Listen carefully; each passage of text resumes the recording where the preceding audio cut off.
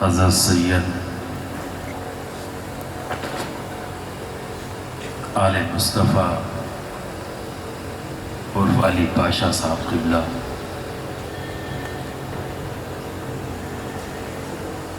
اور ان کے برادر اصغر جناب شبر پاشا صاحب قبلہ،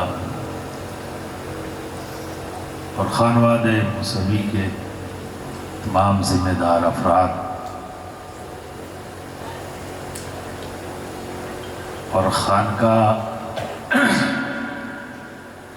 عاشم پیر کے سے تعلق رکھنے والے بیجاپور کے سید تنویر ہاشمی صاحب قبلہ، اور میرے برادر اصغر مجاہد اسلام حضرت سید عالمگیر اشرف صاحب قبلہ، اور دکن کے مشہور و معروف علماء اہل سنت اور خطیب دکن سے وابستہ محبت رکھنے والے ان کے پیارے پیارے اچھے اچھے مریدین، السلام علیکم ورحمۃ اللہ وبرکاتہ۔ تھوڑی دیر میں نے تکلف سے کام لیا ہے، وقت بچانا چاہتا ہوں، اس لیے وقت کم ہے اور کہنا مجھے بہت کچھ ہے، تو کچھ چیزیں میں کٹ کروں گا، تو جلدی ایک بات آپ کے سامنے رکھنی ہے مجھے۔ تو نحمدہ و نصلی علی رسولہ الکریم، اما بعد، اعوذ باللہ من الشیطان الرجیم، بسم اللہ الرحمن الرحیم، قل لا اسألکم علیہ اجرا الا المودۃ فی القربى، صدق اللہ العظیم وصدق رسولہ النبی الامین الکریم، وَنَحْنُ عَلَى ذَلِكَ لَمِنَ الشَّاهِدِينَ وَالشَّاكِرِينَ وَالْحَمْدُ لِلَّهِ رَبِّ الْعَالَمِينَ۔ برادران ملت اسلامیہ، آئیے بارگاہ رسالت مآب میں درود شریف کا نذرانہ پیش کرنے۔ اللہم صلی علی سیدنا مولانا محمد وعلی سیدنا مولانا محمد مبارک وسلم، صلاۃ و سلام علیک یا رسول اللہ یا حبیب اللہ۔ جانشین خطیب دکن کے صاحبزادے، جنہیں خطیب دکن نے اپنی زبان مبارک سے فرمایا کہ ایک دن خطیب اعظم ہوگا، تو انشاءاللہ ہم سب کی دعائیں یہی ہیں کہ وہ ہوگا۔ اس نے ایک واقعہ بیان کیا تو وہاں سے میرا موڈ بن گیا کہ مجھے تو یہ آج اس انداز میں بھی خراج محبت پیش کرنی ہے کہ جب آپ اس مقام پر تشریف لائے دائمی آرام کرنے کے لیے، تو نائر حیدری کی صداؤں کے ساتھ آئے، تو میں اسی کے ساتھ چند اشعار منظوم خراج عقیدت بارگاہ مولا علی مشکل کشا میں پیش کروں گا، تاکہ وہ وقت پھر سے یاد آئے، اور خود مجھے بہت پسند ہے۔ جس کے ہاتھوں میں ہے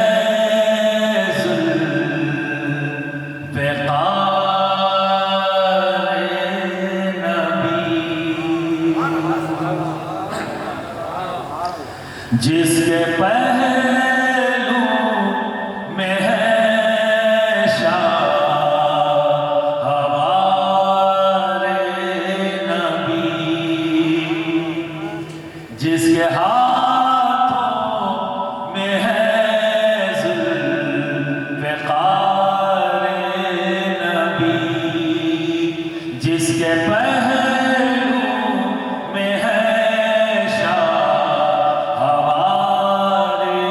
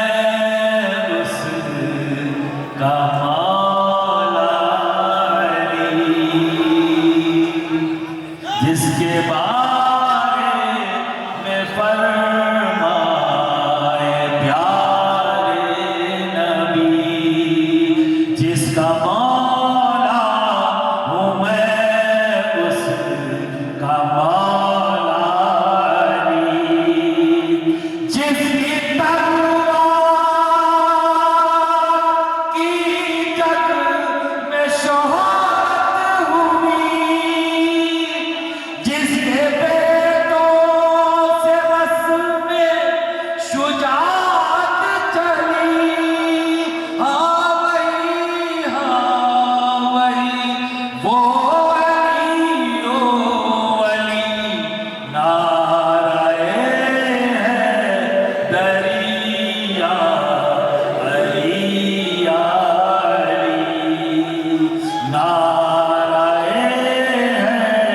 حیدریہ علی یا علی۔ یہاں بالکل مت ڈریے، یہاں کوئی آپ پر فتویٰ نہیں لگا پائے گا، اس لیے کہ یہ دربار حضرت قاضی پاشا کا ہے۔ مت ڈرو، ہاتھ اٹھا کر کہو نعرہ حیدریہ علی یا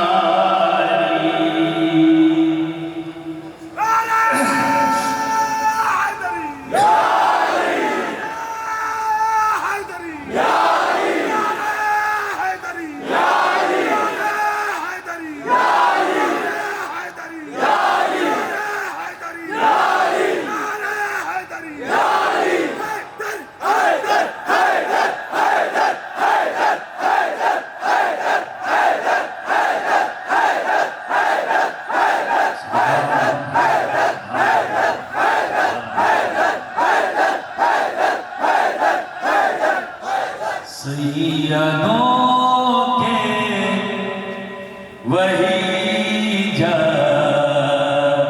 اعلیٰ بھی ہیں، میرے نانا بھی ہیں، میرے دادا بھی ہیں، سیدوں کے وہی جد اعلیٰ بھی ہیں، ان کے نانا بھی ہیں، ان کے دادا بھی ہیں، میرے مولا بھی ہیں، میرے آقا بھی ہیں، نجمی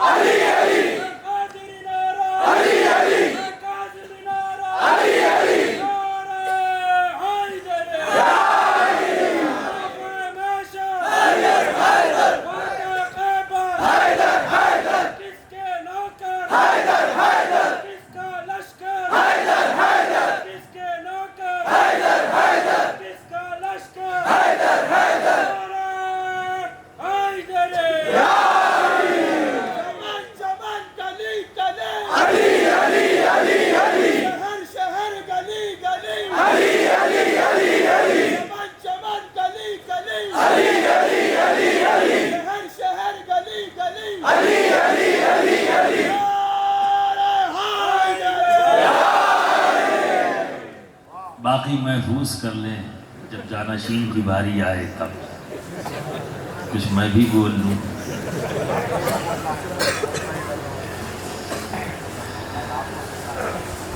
کیا کہوں، کیسے کہوں، کہاں سے کہوں؟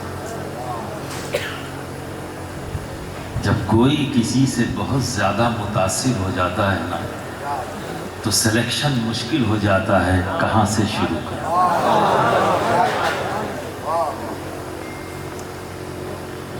واقعات بہت، باتیں بہت، وقت کم ہے، پر کہنا بھی ہے، کہاں سے شروع کریں؟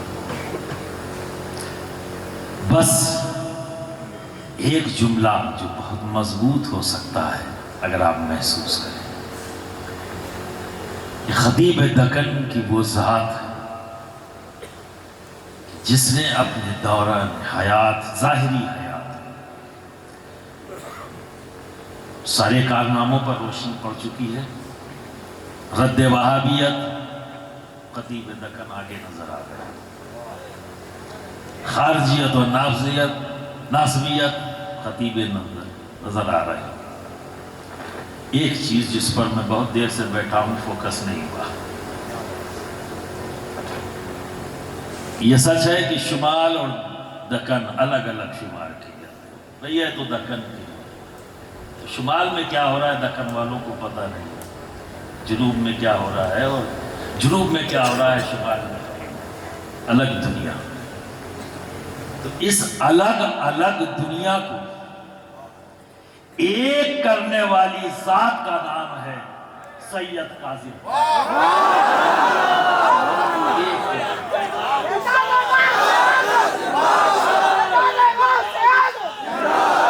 میں سمجھ نہیں پا رہا تھا کیا کیا بتاؤں۔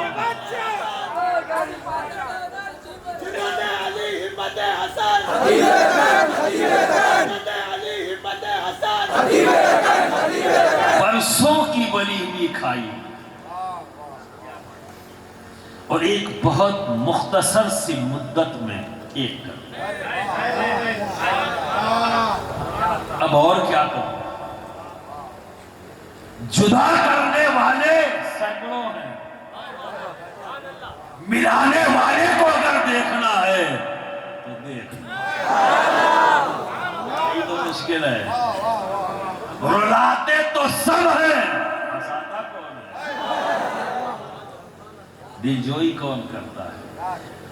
تو سب سے پہلی ملاقات جب میں نے دیکھا نہیں تھا، سنا بہت تھا، لیکن اتفاق تک ملاقات نہیں۔ وہی کہتے ہیں شاید کہ جنوب اور شمال ایک پروگرام ہوا تھا جہاں پہ قریب قریب 10 سال یا اس سے زائد وقت تک ایک ہی اسٹیج پر 1 سے لے کر 12 محرم تک حضرت خطاب فرمایا کرتے تھے بامبے میں، غالباً نل بازار، شاید وہ اس علاقے کا نام ہے، غالباً 10-12 سال کنٹینیو 1 سے لے کر 12۔ اتفاق کی طبیعت علیم، آپ نے فرمایا کہ بھئی بہتر نہیں ہے طبیعت تو کسی خطیب کو ڈھونڈ لو۔ تو اتفاق ہے کہ کچھ لوگ میرے ٹچ میں آئے اور انہوں نے مجھے دعوت دے دی، انہوں نے کہا کہ یہ حضرت قاظم پاشا صاحب قبلہ کا یہ اسٹیج ہے اور آپ کو ہم مدعو کرتے ہیں۔ جب ان کا نام سنا تو انکار کر ہی نہیں سکا کہ میرے بڑے کا اسٹیج ہے، وہ کسی اور کے ہاتھ میں کیسے چلا جائے؟ اس پہ سب سے زیادہ حق تو میرا ہی ہے، میں تو گھر والا ہوں، کوئی باہر والا تھوڑی نہ، ہم گھر والے ہیں، ہم بھی ہموی ہیں، وہ بھی ہموی ہیں، یہ بھی رزاقی ہیں، ہم بھی رزاقی ہیں، یہ بھی اولاد غوث اعظم ہیں۔ اور آپ دیکھیں گے بہت سی چیزیں، اب ہمارے یہاں اگر شمال کے لوگ اگر یہاں بیٹھے ہوتے نا تو جتنے واقعات آپ سن رہے ہیں وہ کہتے ہیں یہ تو ہم نے خانواد اشرفیہ میں بھی سن رکھا ہے، وہاں بھی بزرگ بزرگوں کے ساتھ یہ واقعات ہیں، تو چونکہ یہ الیکٹرانک میڈیا کا دور ہے، میں ان کے کنفیوژن کو دور کر دوں۔ جب بات ایک گھر کی ہے تو ایک ہی تو ہوگی بھائی، الگ الگ کیوں ہوگی؟ رہے نا الگ الگ، لیکن بات تو ایک ہی کی ہے، غوث پاک کی بات، غوث پاک کی ہے۔ اولادوں کو پہنچانا ہے، جہاں ہے وہیں پہنچا رہی ہے، بات ایک کی ہے، اس لیے کوئی ڈیفرنس نہیں ہے۔ مقام کا فرق ضرور ہے، زمین کے ٹکڑوں کا فرق ضرور ہے، بات ایک ہے، اس لیے پریشان ہونے کی ضرورت نہیں۔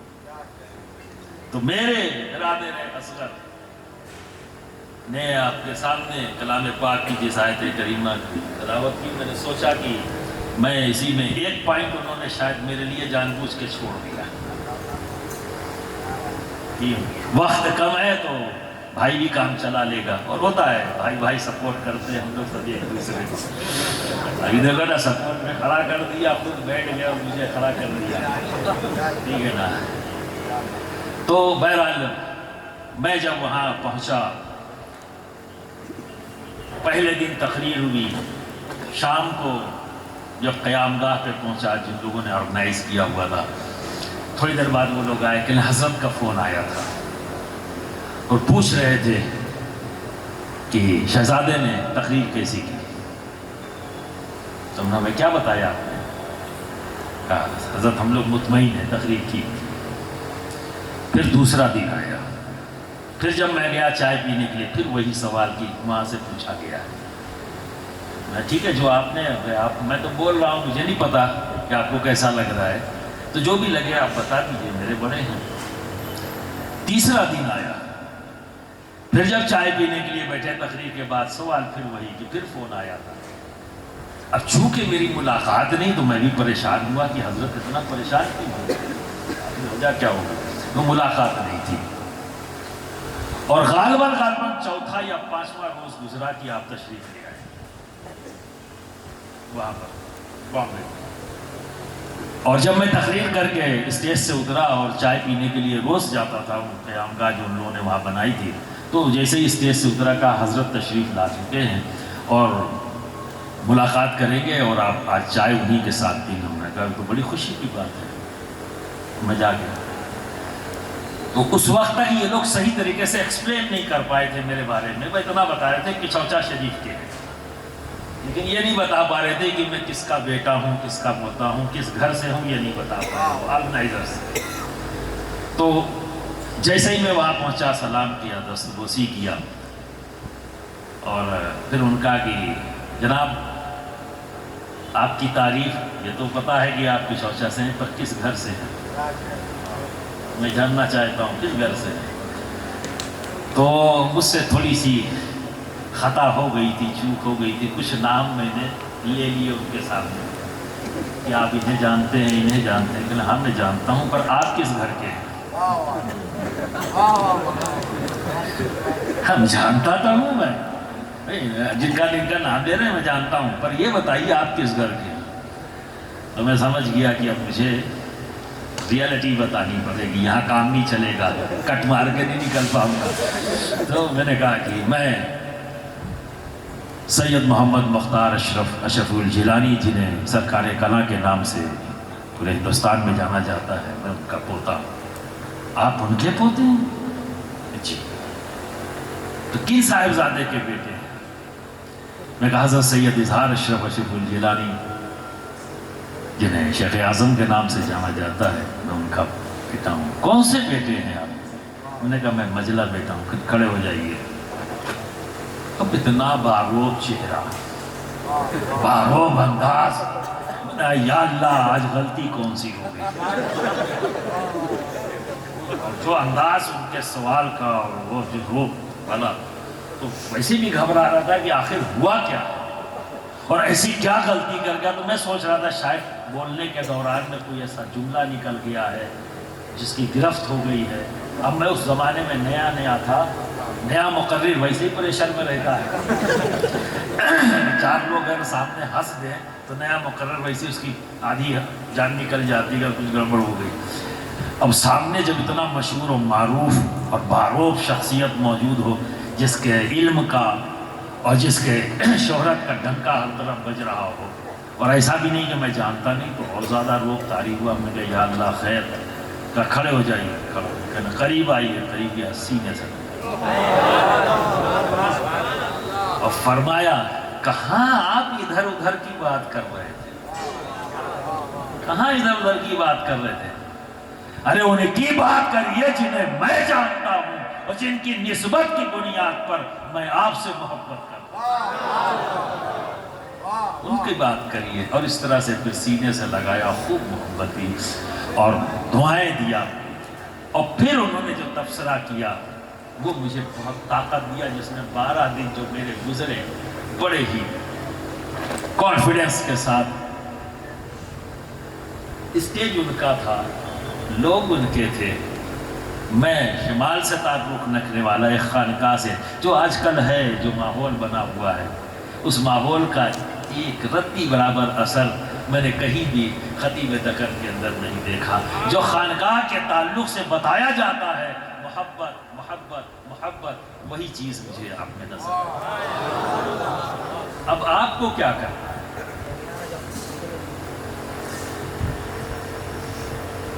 کیا کہا گیا؟ اکثر لوگ کہتے ہیں کہ جیسے کہ عالمگیر میاں صاحب نے کہا نا کہ اجرت، اس کو بہت اچھے انداز میں آپ کو ایکسپلین کیا، ٹیکس تو ٹھیک ہے، تمام تر عبادتیں یہ بھی ہماری دولت ہے، ٹھیک ہے نا، اور اس دولت کو بھی ہمیں وائٹ کرنا ہوگا، اور اس وائٹ کے لیے اجرت ادا کرنی ہوگی۔ اجرت کے طور پر کیا ہے؟ نبی کی آل سے محبت ہے نا، پر قرآن کی آیت جو ہے اس میں مودت ہے۔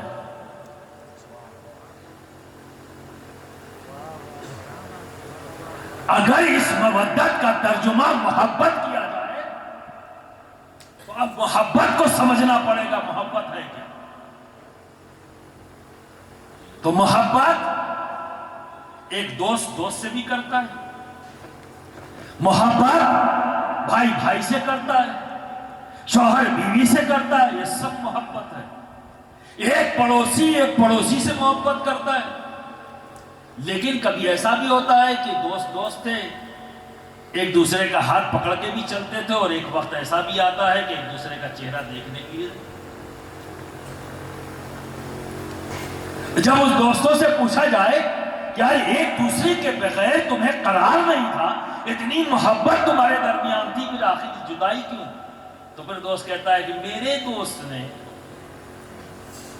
ایسی بات کہہ دی، ایسا انداز اختیار کیا کہ مجھے بہت برا لگا، اتنا برا لگا کہ اب میں پھر اس کے ساتھ رہنے کے لیے تیار نہیں۔ جواب کیا آیا؟ مجھے بہت برا لگا۔ شوہر اور بیوی کے درمیان اختلاف ہو جائے تو کیا ہوتا ہے؟ بیوی اگر کلیم کرے شوہر پر دیے کہ انہوں نے ایسا کہہ دیا، مجھے بہت برا لگا۔ اگر بیوی سے شوہر اختلاف کر رہا تو شوہر کہے گا میری بیوی نے ایسا کہہ دیا، وہ مجھے بہت برا لگا۔ جواب کامن ہے، مجھے بہت برا لگا۔ پڑوسی بڑی محبت کے ساتھ رہے، لیکن اچانک جدا ہو گئے۔ جب سوال کیا جائے تو جواب کیا ملے گا؟ میرے پڑوسی نے مجھے ایسا کچھ کہہ دیا جو مجھے بہت برا لگا۔ جواب یہی کامن آ رہا ہے، مجھے بہت برا لگا۔ تو کیا سمجھ میں آیا؟ محبت اس کو کہتے ہیں جہاں پر اپنے وجود کا خیال باقی ہو۔ محبت وجود کے خیال کو باقی رکھتی ہے، اور جب وجود کا خیال ختم ہو جائے تو وہ عشق ہے۔ جب خیال وجود کا ختم ہو جائے تو عشق، اور عشق کس سے کرنا ہے؟ عشق کس سے کرنا ہے؟ نبی سے۔ عشق کس سے کرنا ہے؟ نبی سے۔ جب بات نبی کی آئے تو کچھ بھی نہیں، نہ میری اولاد، نہ میں خود، میری جان، میرا نفس، کوئی حقیقت اس کی نہیں جب بات نبی کی آئی۔ اور نبی سے عشق کرنے والے ان کے صحابہ نے، ان کے گھر والوں نے، ان کی اہل بیت نے ایک بار نہیں بار بار اس کا ثبوت دیا ہے کہ اے میرے آقا، ہم آپ سے محبت نہیں عشق کرتے ہیں، کیونکہ محبت میں ذات کا خیال باقی رہتا ہے۔ تو اگر صحابہ کو نبی سے فقط محبت ہوتی تو حد کے میدان میں دیوار نہیں بنتے، اپنے وجود کا خیال ہوتا نا تو دشمنوں کے سامنے سینہ لے کر کھڑے نہیں ہو جاتے۔ اگر حضرت بلال کو صرف فقط محبت ہوتی تو تبدیلی ریت پر نہیں ہوتے، نیزوں کا زخم نہیں سہتے، کیونکہ انہیں تو موقع دیا جا رہا ہے، مت پکارو، مت نام لو، مت کہو، مت کہتے، دل کا حال وہ کیا جانے کفار نے مت کہا، لیکن یہ بھی گوارا نہیں، کیوں؟ کیونکہ وہ محبت نہیں کر رہے، عشق ہے، اور عشق اسے کہتے ہیں جہاں وجود کا خیال ختم ہو جائے۔ اور ہمارے آپسی جتنی بھی ریلیشن ہیں سب محبت پر کھڑے ہیں۔ بنیاد اس کی کیا ہے؟ محبت۔ ایک ماں اپنے بیٹے سے عشق نہیں کرتی، محبت کرتی ہے۔ ایک باپ اپنے بیٹے سے عشق نہیں کرتا، محبت کرتا ہے۔ مثال دے دوں، گھر میں آگ لگ جائے اور غلطی سے بچہ رہ جائے تو اماں ابا دونوں باہر کھڑے ہو کے چلا رہیں گے، ارے بھائی کوئی ہے جو میرے بچے کو بچا لے، آگ میں جل جائے گا۔ باہر کھڑے ہو کہہ رہے ہیں بچے کو بچا لے، آپ بھی نہیں جا رہے ہیں، کوئی ہے کوئی بچا لے، خود نہیں جا رہے، کیوں؟ کیونکہ ذات کا خیال باقی ہے، ہمیں نقصان پہنچ جائے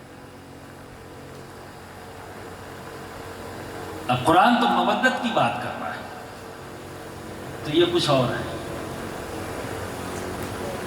فقط محبت کہہ کے کام نہیں چلے گا۔ تو مودت کیا ہے؟ جو قریب زیادہ ہے، ٹرانسلیشن وہ کیا ہے؟ انکنڈیشنل لو، غیر مشروط محبت۔ کوئی شرط نہیں لگا سکتے، کوئی شرط نہیں لگا سکتے، اور آج خارجیت اسی کا فائدہ اٹھا رہی ہے اپنے آپ کو بچانے کے لیے۔ دیکھیے صاحب، میں تو سیدوں کا احترام کرتا ہوں، ان سے محبت کرتا ہوں، یہ سید، یہ سید، یہ سید، یہ سید، یہ سید، یہ سید، ان سے بہت محبت کرتا ہوں، اور پھر ان سے اتنے سے تو کرتا ہوں، اتنے سے کر لو گے تمہارا جرم ختم ہو جائے گا کیا؟ مجرم تب بھی ہو اس لیے کہ اللہ نے تمہیں حکم دیا ہے انکنڈیشنل، سمجھ میں آئے یا نہ آئے تم ایک ہی کام کرو گے، محبت۔